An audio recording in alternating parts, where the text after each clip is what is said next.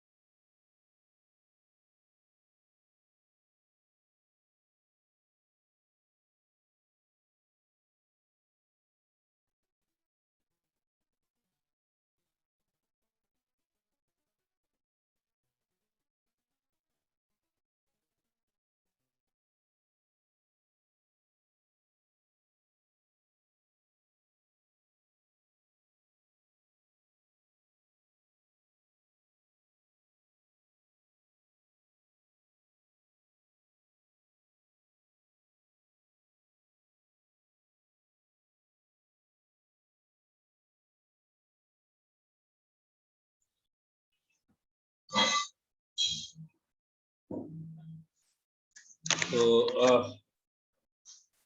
good afternoon to all of you. Good afternoon sir. आज की class में good afternoon sir. आपको मेरी आवाज आती गुड होगी? Afternoon sir. हमने खुद ही अपना स्पीकर म्यूट रखा हुआ है, अब सुनाई देगा हमको। So again good afternoon to all of you. Good afternoon sir. Good afternoon sir. Good afternoon sir. Kindly make yourself mute.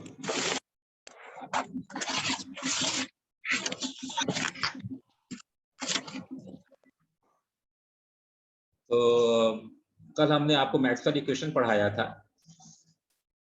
Maxwell equation में चारों इक्वेशन डिराइव कराई थी। एक चीज हम रिमाइंड करना चाहेंगे, कुछ आपको दोबारा को जो है डिस्प्लेसमेंट करंट जो कल हम बता रहे थे उसके बारे में बताना चाहेंगे कि डिस्प्लेसमेंट करंट क्या होती है। Del D by del D, rate of change of displacement vector is known as displacement current, आप सभी को मालूम है। और जब हमने फोर्थ मैक्सवेल इक्वेशन डिराइव कराई थी तो ये फाइनली आई थी आपके सामने, ये del cross H equal to J plus del D by del T. तो टोटल करंट होती है वो एक कंडक्शन करंट के कारण होती है और दूसरी डिस्प्लेसमेंट करंट के कारण होती है। यही मैक्सवेल ने कॉन्सेप्ट दिया था। कल हमने गलती से बोल दिया, ये जो लिखा हुआ है नीचे गलत लिखा हुआ है, सही लिखा हुआ है, कोई दिक्कत नहीं इसमें, इसीलिए हमने दोबारा पढ़ाया इसको कि magnetomotive force can be developed by charge in conduction current and also with the help of rate of change in electric field. Electric field is nothing but displacement vector because D is equal to, आपको मालूम है epsilon 0 ई होता है। ये सही लिखा हुआ है, इसी के करेक्शन के लिए हमने इसको दोबारा आपको इस स्लाइड को दिखाया। अब हम अपने सिलेबस को आगे की ओर बढ़ाते हुए चारों मैक्सवेल इक्वेशन आपके सामने हैं, चारों बता दी गई है। अब जो है सेकंड थर्ड इक्वेशन डिराइव हो गई। मैक्सवेल इक्वेशन जो आपके सिलेबस में मैक्सवेल इक्वेशन इन वैक्यूम लिखा हुआ है, तो वैक्यूम में मैक्सवेल इक्वेशन क्या होगी, किस तरह से लिखी जाएगी, इसका ज्ञान आपको देना है। ये आपके सिलेबस में लिखा हुआ है, इसे टॉपिक में लिखा हुआ है। तो वैक्यूम के लिए क्या करते हैं, आपको मालूम है वैक्यूम के लिए। सर आपकी आवाज कट रही है बीच में। आपको प्रॉब्लम है, आगे चले जाते हैं और ब्रॉडबैंड की ओर। सर आवाज नहीं आ रही है। अभी भी गड़बड़ है। आज मैं कुछ नहीं सर। तो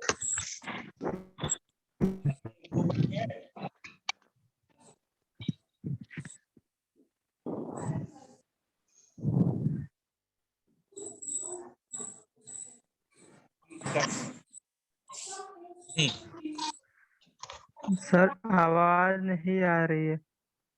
आवाज भी नहीं आ रही है।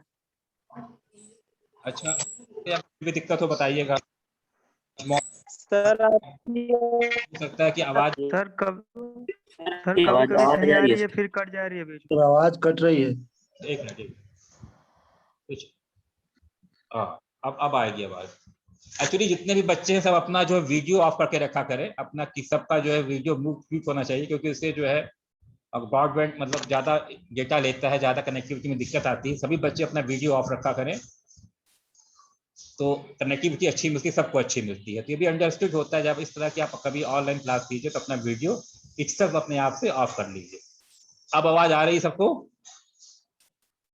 आई होप आ रही सबको। Thank you thank you. तो जो नेक्स्ट टॉपिक है आपका वो Maxwell equation in vacuum. Vacuum के लिए मैक्सवेल इक्वेशन क्या लिखोगे आप, ये बताना है हमको। तो वैक्यूम के लिए आप सभी को मालूम है कि परमिटिविटी को, वैक्यूम की जो परमिटिविटी होती है वो 8.85 × 10⁻12 फैरेड पर मीटर होती है और उसको एप्सिलॉन 0 से लिखा जाता है। तो G = एप्सिलॉन 0 E हो जाएगा। B मैग्नेटिक फील्ड को जो है B μ0H के फॉर्म में लिख सकते हो, तो B = μ0H हो जाएगा। J = सिग्मा E होता है, ये इंटरमीडिएट का इक्वेशन है, अगर आप जाओगे रिवाइज करोगे तो आपको वो मिलेगा। और वैक्यूम के लिए जो चार्ज डेंसिटी रो को जो है वो हम 0 मान लेते हैं। ठीक, तो कभी भी वैक्यूम की बात होगी, कभी भी वैक्यूम के लिए आपको कोई भी इक्वेशन लिखनी पड़ेगी तो ये 4 कंडीशन, ये चारों बातें आपके दिमाग में होनी चाहिए। पहला क्या है, D = epsilon 0 E, not epsilon E, it is epsilon 0 E. Similarly, B = μ0H, J = sigma E and rho = 0. तो पहली इक्वेशन क्या थी, आपको याद होगा कि divergence of displacement vector is equal to rho. तो वैक्यूम के लिए क्या हो जाएगा, because rho is equal to 0, तो वैक्यूम के लिए डाइवर्जेंस ऑफ डिस्प्लेसमेंट वेक्टर क्या हो जाएगा, 0 हो जाएगा।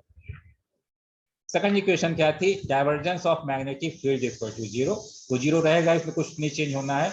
आप चाहो तो divergence of magnetic field intensity H भी लिख सकते हो, divergence of H is also 0 and divergence of B is also 0। तो दोनों यहाँ पर जो है 0 हो जाएगा। एक मिनट ऐसा।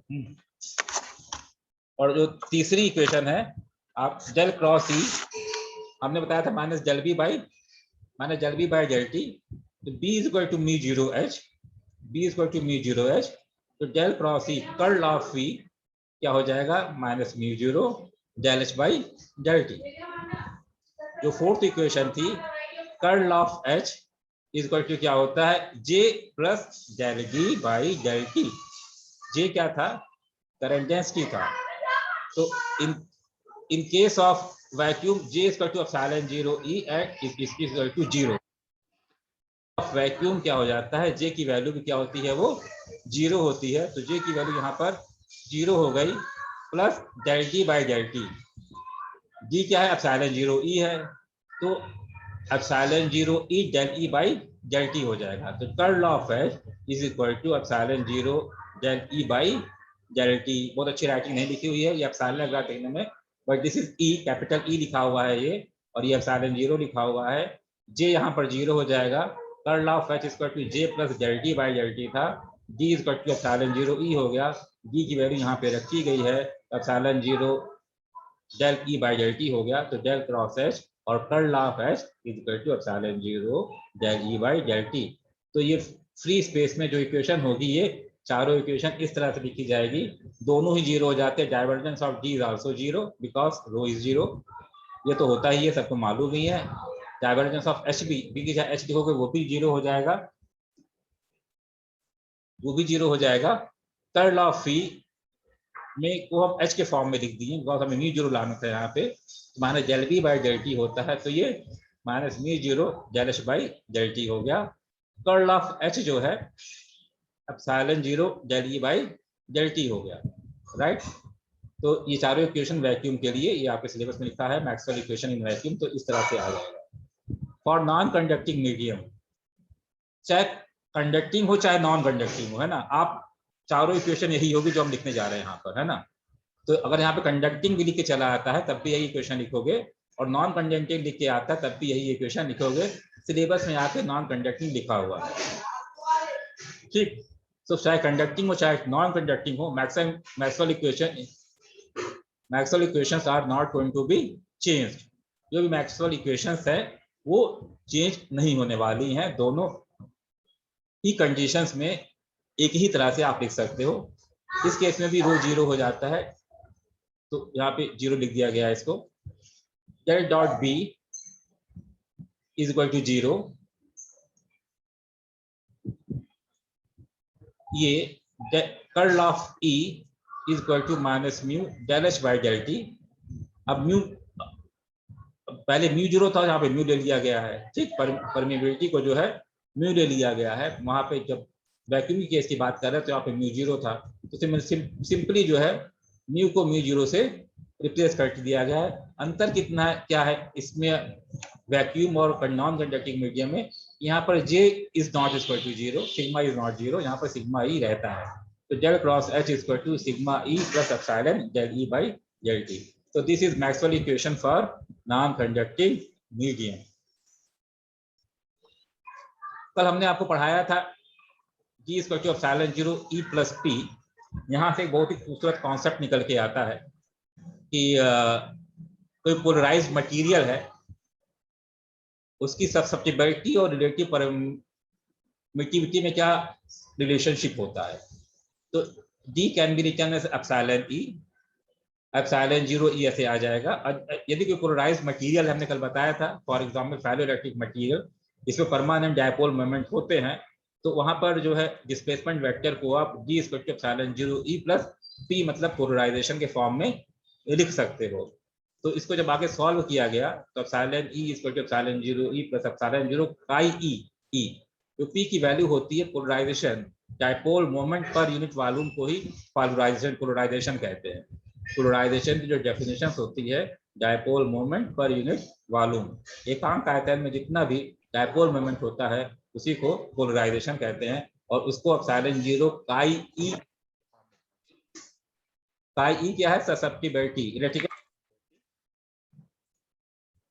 और ये है परमिटिविटी ऑफ फ्री स्पेस, और E इज इलेक्ट्रिक फील्ड।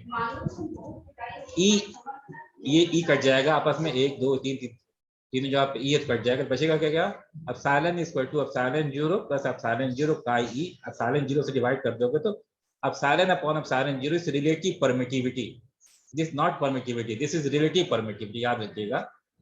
इसको is equal to 1 plus chi E। तो वैक्यूम के केस में आपको मालूम है कि जो वैक्यूम होता है उसकी रिलेटिव परमिटिविटी कितनी होती है, 1 होती है, सबको मालूम है। तो value of epsilon R for, यहाँ पे जो लिखा है इन्होंने 1, यहाँ पर पूरा नहीं लिखा हुआ है। Value of epsilon R for vacuum, vacuum के लिए एप्सिलॉन आर की वैल्यू कितनी होती है, 1 होती है। इसलिए वैक्यूम के लिए जो ससेप्टिबिलिटी होगी वो कितनी हो जाएगी, क्या हो जाएगी, कोई बोल दे, अनम्यूट करके अपने आप को। यदि रिलेटिव परमिटिविटी 1 है तो ससेप्टिबिलिटी कितनी हो जाएगी, 0 बात है वो 0 हो जाएगी। अब म्यूट कर, तो वैक्यूम के लिए जो ससेप्टिबिलिटी होती है वो कितनी होती है, 0 होती है, रिलेटिव परमिटिविटी 1 होती है। तो जो रिलेशनशिप होता है रिलेटिव परमिटिविटी और susceptibility R is equal to 1 plus chi E, right? Energy is magnetic field, Poynting vector and Poynting theorem। 3 तरह के मेरे ख्याल से आपके सिलेबस में 3 एनर्जी ऑफ पॉइंटिंग। सर आवाज बीच बीच में कट जा रहा है। आज मौसम की जो है थोड़ी सी वो है प्रॉब्लम है, हो सकता है इस कारण कनेक्टिविटी में प्रॉब्लम हो। म्यूट ऑल कर दे, ज़्यादा अच्छा मिलता है। तब लोग अपना वीडियो पुनः आप ऑफ कर दे, यदि कोई वीडियो अपना ऑन किया है तो। अब आवाज ठीक आ रही बेटा, आती होगी। Yes yes sir. तो ये 3 टॉपिक जो है एक ही जो लेक्चर में एक ही कंटिन्यूटी में पढ़ाए जाएंगे आपको, एक ही पढ़ाने की कंटिन्यूटी में पढ़ाए जाएंगे आपको। Energy in electromagnetic field, Poynting vector and Poynting theorem. तो इसको पढ़ाने के लिए सबसे पहले आपको electrostatic potential energy and magnetostatic potential energy का फार्मूला आपको पता होना चाहिए, ठीक। तो electrostatic potential energy is defined as half integral over V E dot D dV, ठीक है। E डॉट डी को वॉल्यूम के रिस्पेक्ट में आप इंटीग्रेट कर देंगे तो इलेक्ट्रोस्टैटिक पोटेंशियल एनर्जी निकल जाएगी, है ना। तो सिमिलरली एनर्जी डेंसिटी क्या हो जाएगी, जब वॉल्यूम से डिवाइड कर देंगे, एनर्जी डेंसिटी यहाँ पे लिखी नहीं गई, बाद में अभी आएगी। तो जब वॉल्यूम से डिवाइड कर दोगे तो जो इंटीग्रल वाला निशान हट जाएगा, बस हाफ E डॉट डी बचेगा अंदर की, तो वो क्या हो जाएगी, इलेक्ट्रोस्टैटिक पोटेंशियल एनर्जी डेंसिटी हो जाएगी। डेंसिटी लिखना है तो वॉल्यूम वाले टर्म को हटा दो, डेंसिटी नहीं लिखना है, टोटल पोटेंशियल एनर्जी लिखना है तो half integral over V E dot D जीवी हो गया। Similarly magnetostatic potential energy can be written as half v dot h gv. So what will be the magnetostatic energy density? Energy density जब निकालते हैं तो वॉल्यूम से divide कर देते हैं, जब वॉल्यूम से डिवाइड कर दोगे तो जो आएगा आपके सामने वो हाफ v डॉट एच आएगा और v वाला टर्म पूरा हट जाएगा। ठीक, तो ये होगा इलेक्ट्रोस्टैटिक पोटेंशियल एनर्जी और बाद में क्या लिखा है मैग्नेटोस्टैटिक पोटेंशियल एनर्जी। ये हो गया पहली बात। आगे बढ़ते हैं। मैक्सवेल इक्वेशन सबको मालूम है, हमने पुनः लिखी हुई यहाँ पर एज इट इज लिखी गई है। अब हम यहाँ पर पॉइंटिंग थ्योरम, जो पॉइंटिंग थ्योरम होती है उसको डिराइव करने की कोशिश उसको डिराइव करेंगे एक्चुअली में। तो इट इज सिंपल मैथमेटिक्स, तो यदि आपको मैथमेटिक्स पता है तो इसको डिराइव कर ले जाओगे, फिजिक्स जब बीच बीच में आएगी तो हम बताएंगे आपको। तो taking the scalar product of equation 3 with H and equation 4 with E, जो 3 और 4 इक्वेशन है, यहाँ पर ई लिखा है तो यहाँ पर एच से डॉट प्रोडक्ट ले लोगे आप, यहाँ पर एच लिखा है यहाँ, तो यहाँ पर आप ई का डॉट प्रोडक्ट ले लोगे। तो H dot del cross E is equal to minus H del B by del T. यहाँ पर जब ई से डॉट प्रोडक्ट लोगे तो E dot curl of H is equal to E dot J plus E dot del T by del T हो जाएगा। ये और ये यहाँ पे ई का लिया गया है, यहाँ पर एच का लिया गया है। H dot del cross E या H dot curl of E equal to minus del B by del T. आगे बढ़ते हैं। अब equation 5 minus equation 6, equation 5 minus equation 6 कर दोगे तो ये आ जाएगा। एच घटा दिया हमने, एज इट इज यहाँ पर माइनस साइन लग गया और हमने एज इट इज ये लिखा हुआ है। ठीक, और ये वाला टर्म जो है minus H del B by del T हो गया और माइनस करके ये लिख दिया गया। ठीक, अब ये जो फ्रॉम वेक्टर आइडेंटिटी ये जो टर्म होता है H dot del cross E minus E dot del cross H, ये divergence of E cross H के बराबर होता है। तो ऑफ लिखने की बहुत जरूरत नहीं थी यहाँ पर, तो divergence E cross of understood होता है, यदि ऑफ ना लिखो तब भी G I V E cross H is equal to minus H del B by del T minus E del T by del T, इसको यहाँ पर लिख दिया गया है और माइनस ई डॉट जे को यहाँ पर ले गया है। यूजिंग वेक्टर आइडेंटिटी हमने बताया, वेक्टर आइडेंटिटी से ये divergence of E cross H के बराबर हो जाएगा और R H S right hand side को एज इट इज लिया गया है। अब हम जो है इसके बाद यहाँ तक करने के बाद इस टर्म को हम एनर्जी डेंसिटी के फॉर्म में या एनर्जी के फॉर्म में लिखना है।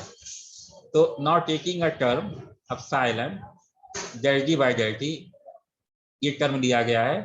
एप्सिलॉन डी आपको मालूम है, डी को एप्सिलॉन 0 ई के फॉर्म में लिखा जा सकता है, तो यहाँ पर डी को एप्सिलॉन 0 ई के फॉर्म में लिख दिया गया है। तो E del by del T epsilon 0 E हो गया है। अब यदि हम सिंपल मैथमेटिक्स की बात करें तो इसको half del by del T epsilon 0 E square भी लिखा जा सकता है, क्योंकि यदि आप ई स्क्वायर को डेल बाई डेल टी के रिस्पेक्ट में डिफरेंशिएट करोगे तो 2 इधर आके फिर यही आ जाएगा। ठीक है, 2 कट जाएगा और ये आ जाएगा। फिर जब मैथमेटिक्स करो और इस स्क्वायर को डिफरेंशिएट करो तो आपके सामने फिर यही आ जाएगा। इसका मतलब ये होगा इसको इस फॉर्म में लिखा जा सकता है। पुनः आगे जो है डेल बाई डेल टी लिखा गया है एप्सिलॉन 0 और ये ई को 2 भागों में डिवाइड किया गया है, ई डॉट ई लिखा गया है, तो एक ई को एप्सिलॉन 0 ई लिख दिया गया है जिसको डी के फॉर्म में लिख दिया गया है और एक ई को ऐसे ही लिख दिया गया है। ठीक है ना, फिर से बता दे रहे हैं को इसको epsilon del T by del T, D को एप्सिलॉन 0 ई लिखा जा सकता है। सिंपली मैथमेटिक्स से डिफरेंशिएट करोगे तो इसको इस फॉर्म में लिखा जा सकता है। अब यहाँ पर ई स्क्वायर को ई डॉट ई लिखा गया, लिख दो यदि आप एप्सिलॉन 0 ई को डी लिख दोगे और ई को एज इट इज लिख सकते हैं। राइट, तो ये क्या हो गया, del by del T half E dot T. तो ये इलेक्ट्रोस्टैटिक पोटेंशियल एनर्जी के फॉर्म में चला आया। ये एक्चुअली में एनर्जी डेंसिटी है यहाँ पे मालूम, ये जो आपने शुरुआत में लिखा हुआ था, देखिए अभी ये यहाँ पर, वहां पर कोई इंटीग्रल का निशान नहीं बना हुआ है, यहाँ पे इंटीग्रल लगा हुआ है। तो ये क्या है, इलेक्ट्रोस्टैटिक पोटेंशियल एनर्जी। क्योंकि यहाँ पर इंटीग्रल का निशान नहीं लगा हुआ है तो दिस इज एनर्जी डेंसिटी। तो अभी इंटीग्रेट कर देंगे तो एनर्जी में कन्वर्ट हो जाएगा ये। ठीक, सिमिलरली यदि आप दूसरे टर्म को लीजिए, ये वाले टर्म को, S del V by del T को, S del V by del T को यहाँ पर लिया गया है, राइट। तो again H dot del by del T और बी को म्यू जीरो एच लिखा जा सकता है, राइट। सिंपली फिर मैथमेटिक्स लगाएंगे और यहाँ पर हाफ लिख के, यदि यहाँ पर हाफ लिख दे तो यहाँ पर एच एच स्क्वायर बन जाएगा। क्यों? क्योंकि एच स्क्वायर को डिफरेंशिएट करोगे तो twice H del by del T आ जाएगा, मतलब twice del by del T का एच आ जाएगा, ठीक है ना। तो ये टू का ये जो है इसको इस फॉर्म में पुनः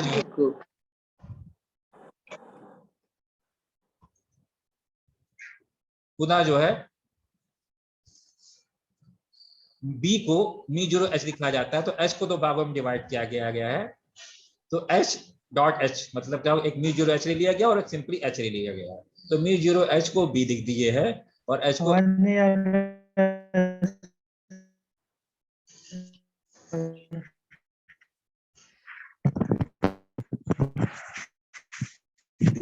एक मिनट सर आवाज नहीं आ रही, फिर से आ रही है सर। यदि हल्का फुल्का प्रॉब्लम है तो उसको कोप अप करने की कोशिश कीजिए। अगर ज्यादा नहीं सर, बारिश शुरू हो गई है ना इसीलिए। अच्छा, आप तो ये आपकी तरफ से प्रॉब्लम है क्या, मुझे लगता है। सर आवाज आ रही है जी आपकी। आवाज आ रही है? सर हमारे तरफ प्रॉब्लम है। आपकी तरफ से सर आ रही है, आज आपकी तो आ रही है। हमारे तो घर में लगा है ब्रॉडबैंड, तो मेरे ख्याल से हमें यहाँ पे ज्यादा सिग्नल का प्रॉब्लम तो नहीं होना चाहिए। तो आ आप रही है सर आवाज। अगर हम सर आवाज आ रही है। आवाज ठीक है सर, आ रही है। आप अगर जिसको नहीं आ रही है वो YouTube में जाके हम इसको अपलोड करने की कोशिश कर देते हैं, आजकल अपलोड कर रहे हैं, जिससे कि आपको दिक्कतें ना हो। तो आप जो है YouTube में भी देख सकते हो। क्या हो गया भाई,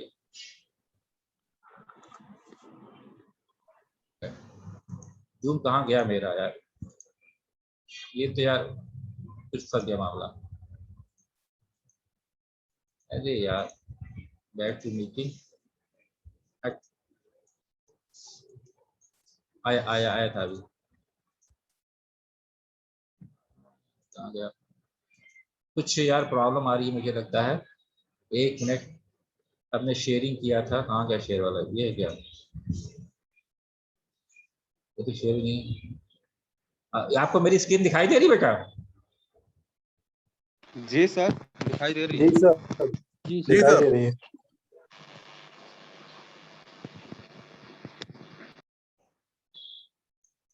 पता नहीं कैसे चलेगी।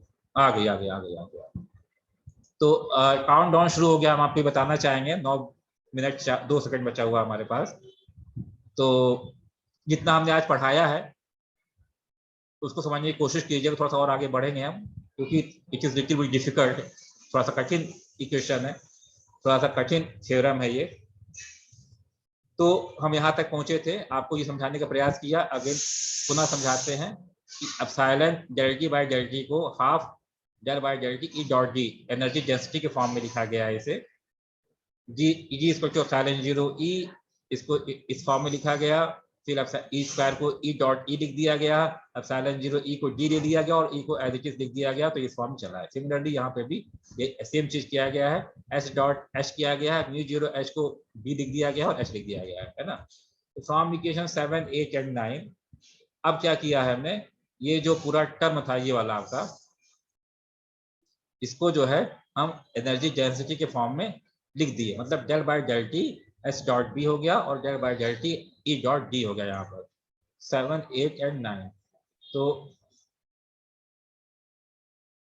ये यहाँ पर थे फॉर्म 7, 8 एंड 9। 7 वो इक्वेशन थी जो कि हम छोड़ दिए थे बीच में, ये वाली इक्वेशन। इसके बाद हमने इसको लिया,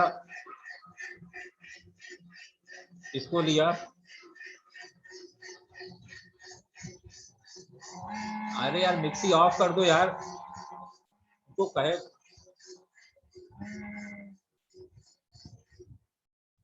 जब मिक्सी कम चलाया करो, पढ़ाते रहे तो आप लोग को मिक्सी की आवाज आई होगी। फिर ये तो असुविधा के लिए खेत था। ये हो गया। तो 7, 8 एंड 9, 7 ये था, 8 जो है ये इक्वेशन है, इसको यहाँ पर लिख दिया जाएगा, और 9 वाली इक्वेशन को यहाँ पर लिख दिया जाएगा, है ना। ये और ये को यहाँ पर, ये 8 और 9 से यहाँ पर लिख दिया जाएगा, तो ये आ जाएगा आपके पास। आप देख रहे हो बहुत ही ब्यूटीफुल जो है ये एनर्जी डेंसिटी के फॉर्म में आ गया है, और ये ई डॉट जे ऐसे ही लिखा गया है, और divergence of E cross H ऐसे लिखा गया है। अब दिस इज एनर्जी डेंसिटी, इसको एनर्जी के फॉर्म में कन्वर्ट करने के लिए हम इसको इंटीग्रेट कर देंगे वॉल्यूम के रिस्पेक्ट में सब तरफ से। यहाँ पर वॉल्यूम के रिस्पेक्ट में हर तरफ से इंटीग्रेट कर दिया गया, आप देख रहे हैं, ठीक। अब ये जो है इसको थोड़ा सा बाएं दाएं किया, मतलब RHS को LHS को RHS की तरफ ले गया गया है, और RHS को LHS की तरफ ले गया गया है। ई डॉट जे को अलग रखा गया और इसको अलग रखा गया। अब क्या है कि इसको गॉस डाइवर्जेंस थ्योरम लगा के इसको सरफेस वॉल्यूम इंटीग्रल को सरफेस इंटीग्रल में यहाँ पर चेंज कर दिया गया है। और ये जो फाइनल इक्वेशन आपको यहाँ पे दिख रही है, ये पॉइंटिंग थ्योरम की बताती है। तो आज क्योंकि ये आप थोड़ा सा रिवाइज कीजिएगा, और आज के लिए इतना ही आपके लिए, क्योंकि जो हमने पढ़ाया वो कब नहीं पढ़ाया है, ये पढ़ाने के लिए कम से कम मुझे 1 क्लास से ज़्यादा लग जाता था जब क्लास में पढ़ाते हैं। तो इसको इतना समझने की कोशिश कीजिएगा। 5 मिनट बचा है हमारे पास, लेकिन हम पढ़ाएंगे नहीं आपको, क्योंकि ज़्यादा पढ़ाने से क्या होता है, चीज़ें ओवरफ्लो करती हैं दिमाग में। तो इसको पढ़ने की कोशिश कीजिएगा। आज की क्लास हम यहीं पे एंड करते हैं। किसी को कोई दिक्कत है तो वो पूछ सकता है। तो ये यहाँ पर पहुंच गए हैं। This is Poynting theorem, this is Poynting theorem. Poynting theorem क्या कहती है कि जितनी एनर्जी इलेक्ट्रोमैग्नेटिक वेव्स को दी गई है, कुछ एनर्जी रहेगी और कुछ एनर्जी बाहर निकल जाएगी। This is a pointing theorem. So this is the energy given to the electromagnetic waves. This is the energy contained within that volume, and this is the energy which is flowing out through the surface. So each term of our equation has different interpretation. ये वो हो गया जो कि दिया गया। भाई जितना दोगे कुछ रख लोगे, कुछ निकाल, आपको 10 रुपए दिया गया, 5 रुपए रख दिया, 5 रुपए निकाल दिया। तो this is conservation law of again energy, या एनर्जी का कंजर्वेशन लॉ है। एनर्जी, इतनी एनर्जी दी गई, represent the power transfer to the electromagnetic wave through the motion of charge.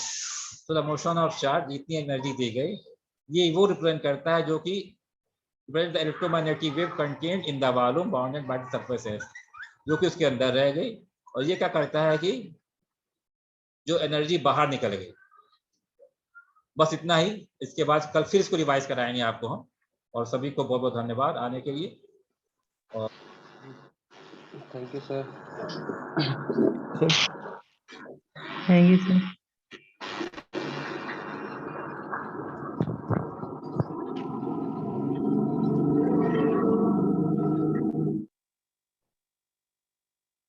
अरे यार सत्यम लगेगा? नहीं भाई, वो अभी तो बंद कर रहे हैं हम मीटिंग को वाली। जी sir. Okay sir, thank you sir.